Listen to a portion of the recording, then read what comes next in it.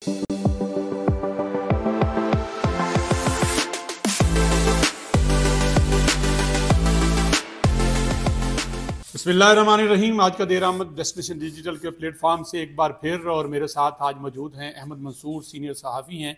मुल्क की हालात के बारे में ग्रिप रखते हैं और जो करंट इश्यूज़ हैं, करंट क्या माजी के हवाले से भी अगर कोई बात इनसे जानेंगे तो आप कहेंगे कि आपको बहुत जो है वो सॉलिड मिल रही है। माजी का मैंने इसलिए जिक्र किया है कि पाकिस्तान में इस वक्त दो चीज़ें हो रही हैं। एक तरफ से एक ग्रुप ये कह रहा है कि इस मुल्क में सूरत हाल बेहतर नहीं है, कशीदगी है, इस मुल्क में इन्वेस्टमेंट नहीं आनी चाहिए, इस मुल्क में हालात मज़ीद अबतर हो रहे हैं। और दूसरी तरफ जब हम हुकूमत को देखते हैं और हुकूमती इकदामात को देखते हैं तो एक उम्मीद नज़र आती है। वज़ीर आज़म पाकिस्तान UAE में मौजूद हैं, पाकिस्तान के अंदर वफूद, बड़े हैवी वफूद जो हैं वो आ रहे हैं, जा रहे हैं, MOU साइन हो रहे हैं। आर्मी चीफ ही मुसलसल हमने उनको देखा कि हरकत में है। आज भी आर्मी चीफ की मुलाकात हुई है तलबा से, उस हवाले से बात करेंगे। और चीफ जस्टिस ने सहाफ़ियों से गुफ्तगू की है, इस हवाले से बात करेंगे। और जाते जाते मंसूर साहब से इमरान खान के मुस्तकबिल के हवाले से भी जानने की कोशिश करेंगे, क्योंकि सारे पाकिस्तानी और पाकिस्तान से बाहर बैठे हुए जो लोग हैं वो इमरान खान के हवाले से जानना चाहते हैं। क्योंकि फॉरेन ऑफिस ने कल एक शख्स जिसने अमेरिका से बैठ के फ्री इमरान खान का नारा लगाया था, उसके हवाले से गुफ्तगू की है। मंसूर साहब बहुत शुक्रिया।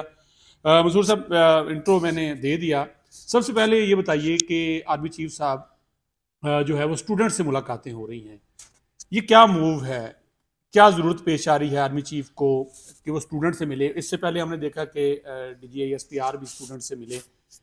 वक्त की ज़रूरत है या आप समझते हैं कि कुछ लोग वाकई भटक गए थे, उनको चीज़ों का अंदाज़ा नहीं, और अब आर्मी चीफ ने फैसला किया कि वो सामने आके उन सवालात का जवाब दें? देखें मुदस्सर चौधरी साहब, एक्चुअली ये ज़रूरत तो है। क्योंकि इस वक्त पाकिस्तान का जो सबसे बड़ा मसला वो जहन साजी है जो गुज़श्ता 4-5 साल में हुई, जिसकी आपने बात की कि लोग इमरान खान के बारे में जानना चाहते हैं। और इस वक्त भी उसी जहन साजी को इस्तेमाल करते हुए पाकिस्तान के जितने भी इक़दामात हैं पाकिस्तान को आगे लेके जाने के लिए, इस्तेहकाम की जानिब, चाहे वो माशी इस्तेहकाम हो, सियासी हो, जुडिशल इस्तेहकाम हो, तो उसमें ये रुकावट बन रहे हैं। तो ये जो नौजवान नस्ल है, इनको इंगेज करना, इनको बताना, इनको समझाना कि हकीकत क्या है, जो आपको भटकाया जाता है, जो फेक न्यूज़ और प्रोपेगेंडे की जो जंग चल रही है उसके पीछे क्या है, और आपकी जो मुल्क की सियासी क़यादत है, अस्करी क़यादत है, वो कितनी पुरज़म है और वो किस तरह इस मुल्क को आगे लेके जाना चाहती है। तो इत्मीनान, आपस में जो फासले भी पैदा करने की जो कोशिश उनको नाकाम। तो इसका जो बेड़ा आपने भी बताया कि DGI SPR lieutenant general Ahmed Sharif Chaudhry साहब ने उठाया हुआ, और वो उन्होंने बड़ा इस पर ट्रैवल किया। वो पेशावर भी गए, लाहौर भी गए, इस्लामाबाद और रावलपिंडी में भी उन्होंने ये इस तरह की नशिस्तें रखी, कराची, बलूचिस्तान।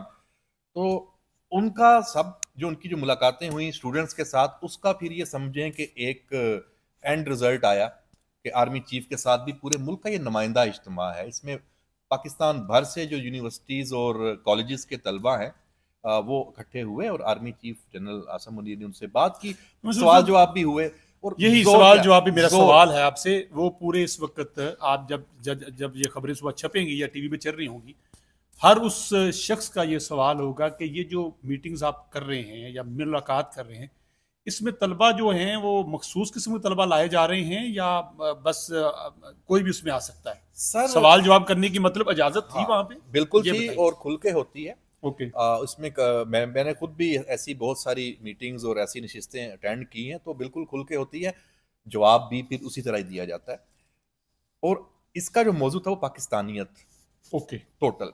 और आर्मी चीफ ने जो स्टूडेंट्स को, तलबा को भी यही कहा कि आप अपने अंदर पाकिस्तानियत पैदा करें, अपनी सलाहियतों को उजागर करें, और पाकिस्तान के लिए लीडरशिप आप लोग ही हैं। और जो दौरे हाजिर के तकाजे हैं उस हवाले से भी बात की, सियासी मामलात और बाकी चीज़ें जो आपने कहा, जो सवाल आते हैं खुल के, उसका जवाब भी उसी तरह दिया जाता है। और अभी आप सुन के हैरान होंगे कि जो पहले एक पैटर्न था ना कि फलां नारा लग गया, फलां बात हो गई, ट्रेंड बदल गया। अब आपको उस तरह का माहौल नजर नहीं आता। खुद उनके अपने जो जलसे हो रहे हैं, वहां की सूरत हाल देख लें कि वहां भी उनको नाकामी है। उनकी सोच अब फिट रही है। जो जिस जिस कल्ट की हम बात कर रहे हैं, जिसकी जहन साजी को ख़त्म करने की कोशिशें हो रही हैं, तो ये अभी बड़े अच्छे नताइज हैं वो, और पाकिस्तान के लिए बेहतर है। मंसूर साहब, दोनों चीफ एक्टिव हैं, चीफ जस्टिस भी एक्टिव हैं और चीफ ऑफ आर्मी स्टाफ भी एक्टिव हैं। चीफ जस्टिस ने भी सहाफ़ियों से गुफ्तगू की है।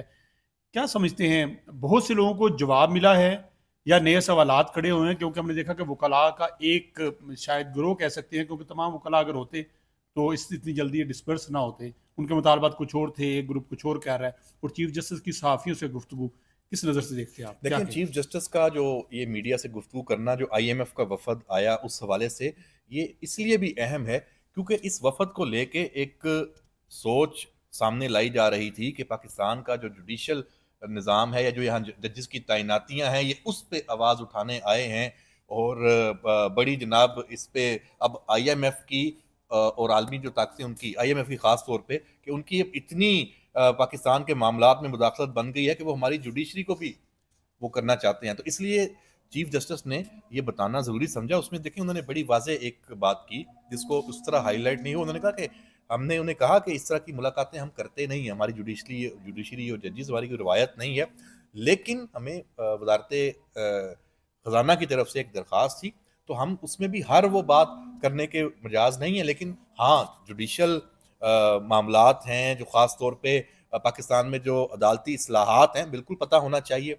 और जो IMF का रोल है, अब IMF क्यों आया चीफ जस्टिस से मिलने? जी, असल यही देखें, IMF है एक मालियाती डिसिप्लिन वाला इदारा। मालियाती डिसिप्लिन उसने कायम करना होता है मुख्तलिफ हुकूमतों में। देखें, जो भी बंदा किसी फर्द को या किसी हुकूमत को पैसे देता है, तो वो ये चाहता है कि वो पैसा जिस मकसद के लिए दिया गया है वो वहां सही इस्तेमाल हो और उसमें बेज़ाब्तियां ना हो।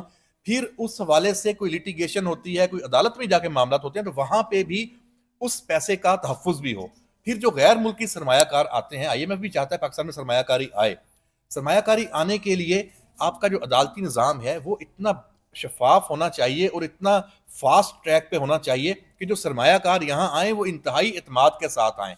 इस चीज़ का माजी में फुकदान तो रहा है ना, आपको पता है कि यहाँ, तो इसके हवाले से उनका फोकस, तो ये एक बात समझने वाली है।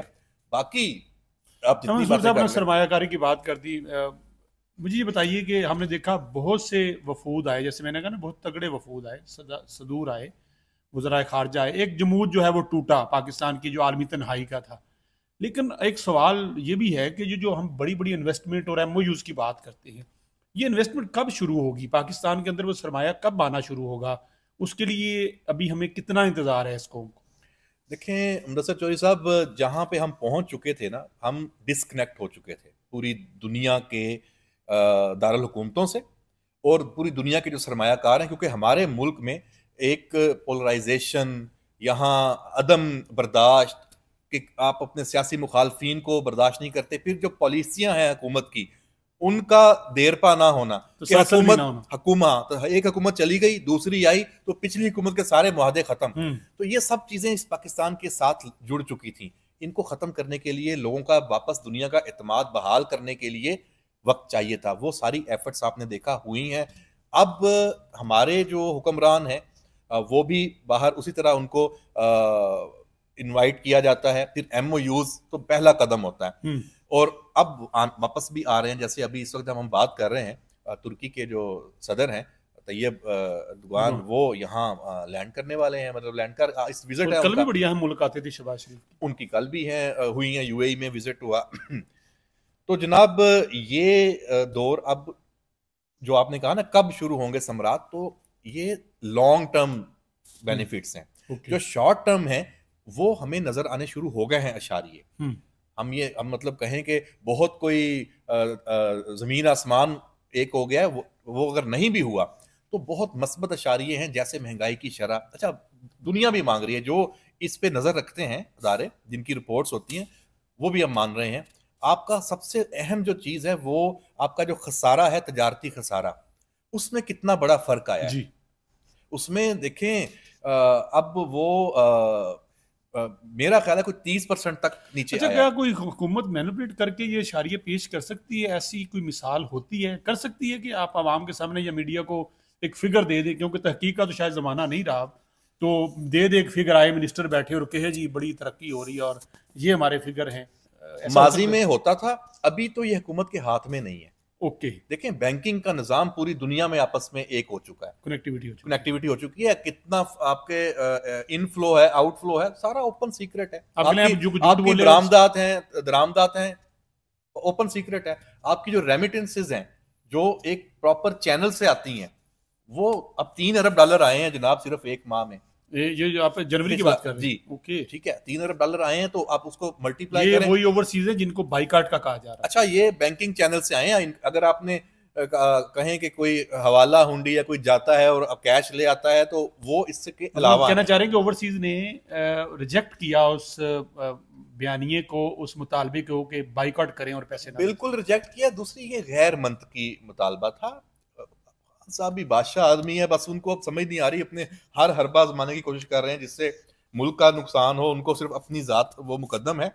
ये चीजें हो ही नहीं सकती। अब खान साहब का ना खान साहब के लिए भेजते हैं, ना वो शहबाज शरीफ के लिए पैसे भेजते हैं, ना जरदारी के लिए भेजते हैं। वो अपने जिनके लिए बाहर गए हैं, अपने पीछे जो उनके रिश्तेदार हैं, बच्चे हैं, बीवी बच्चे बहन भाई, उनकी जिंदगी बेहतर आसान करने के लिए भेजते हैं। खजाने में नहीं भेजते, ये समझने की जरूरत है। आपने खान साहब का जिक्र कर दिया है, खान साहब खत पे खत लिखे जा रहे हैं, उन खतों का रिलीफ मिलने वाला है।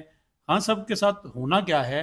वो खुद अपने दुश्मन बने हुए हैं या मौजूदा हुकूमत जिसको बार बार कह रहे हैं कि इन्होंने आगे लगाए, और बल्कि वो सीधा सीधा अब तो आर्मी चीफ को कहते हैं कि आप ही हमारी सुने, आप ही गलत कर रहे हैं या आप ही ठीक कर रहे हैं? क्या कहेंगे?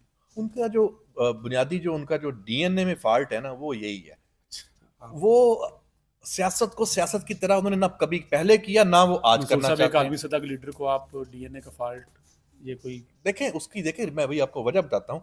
भी आप डेमोक्रेसी की बात करते हैं, आप जमहूरी जो ताकतें हैं या रहनुमा हैं, वो चाहे जैसे भी हों, आप उनके साथ बैठने पे तैयार नहीं होते। आपको सिर्फ आर्मी चीफ ही पसंद है।